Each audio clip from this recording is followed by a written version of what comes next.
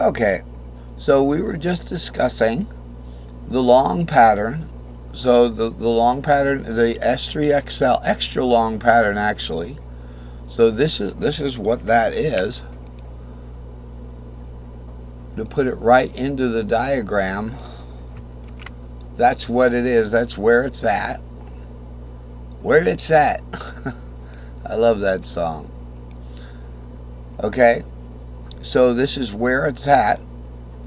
We wouldn't want to leave it there though because we need this information here. Now this is in the key of C, and caged is in the key of C. And in this lesson we're going to leave the key of C at times as a subject matter. But before we do that, we want to learn everything. Or we want to learn a few things. So with the long pattern then, there's a few different cage shapes you can't do. Okay, with C, let's talk about cage. C, A, G, E, and D. Okay, most of those patterns you can't do the pentatonic scale from the the finger bar position. So let me just remove this. This is like imaginarily making your guitar longer, right?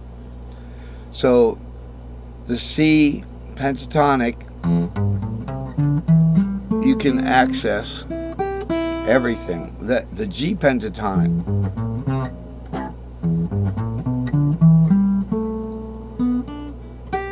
you can access almost everything. The only thing you can't get is the F sharp that goes to the key of G. But if you're dealing with the Mixolydian fifth, if you're dealing within the mode of C, then you don't want that F sharp anyway. You're gonna want to use the F natural. So in a diatonic kind of way, it would be a little different. Instead of, it would be, or, okay, that would be your Mixolydian fifth. So in C and in G, you can access all the notes for the pentatonic. All right.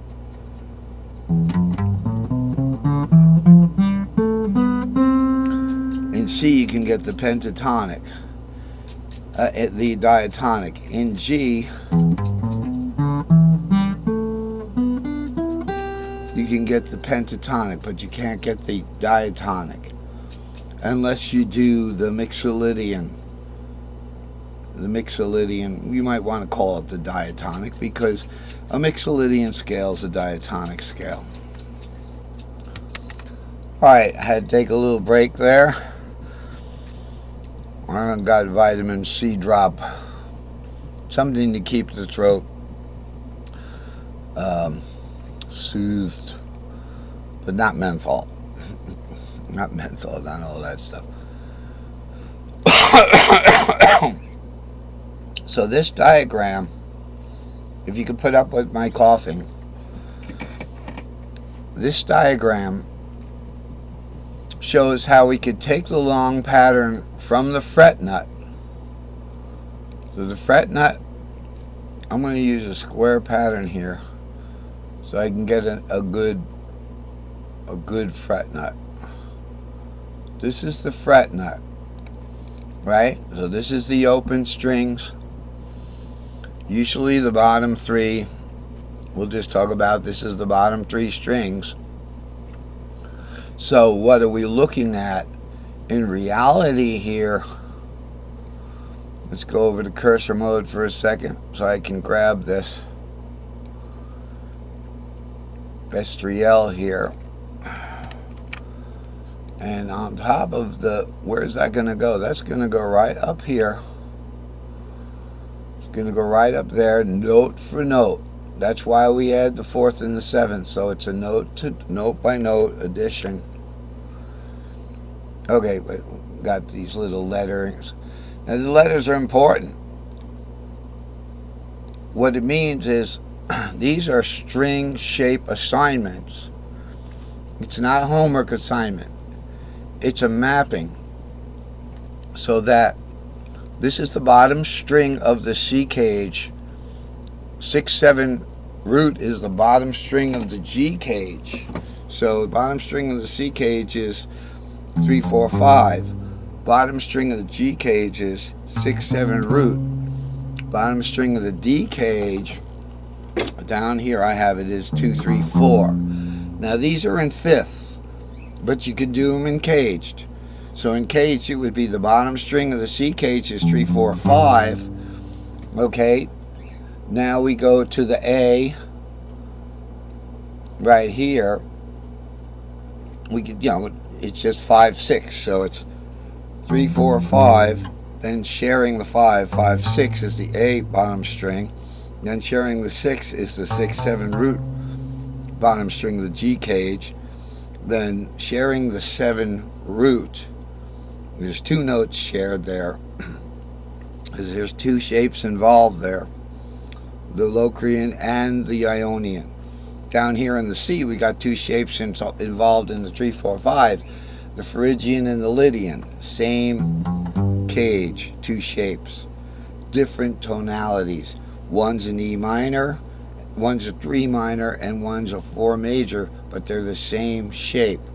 E minor in the key of C, and then E major shaped F in the key of C. So stack these on top of here.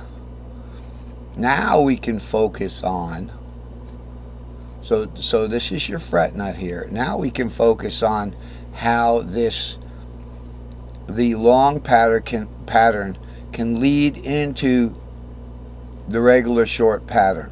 So you pretty much call it where you want. If you do a 5, 6 here, you can say, well, I want to lead into a 6, 7 root would be a G pattern. But the way I've got them labeled here, to actually get into the pattern proper, which is right here. Okay, so let's see if we could get that squared up. How many strings are we looking at? 1, 2, 3, 4, 5, 6. Okay, and so the top 2 strings are going to be warped over, are they not? They're going to be warped over. If that's what we're looking at. So we're going to want to redraw these guys over here somewhere. That's just warped over 1 fret. Okay, and we'll straighten out because they've got the letters to kind of like worry about. So now what we're looking at, we're not looking at the bottom part now. Okay, we'll just kind of space that out. So now we've got a situation here where we made a fretboard and it looks a lot like the key of A. And the reason why it would be the key of A is because this would be your E here, and we call the E the 5th. E is the 5th of A. So then the pattern would probably go 5, 6, 7, root 2, root 2, 3. Okay, and root 2, 3 we're going to take into the C shape there. Remember, this is assigned the C shape. 3, 4, 5. Because caged is phrased in C. C-A-G-E-D. Caged. It's caged isn't phrased in, let's say, the key of A, because that would be, what would that be? That would be A, F sharp, E, something like that. You know what I'm saying? The pentatonic in cage would be A, F sharp, E, D, C sharp. Something like that. B.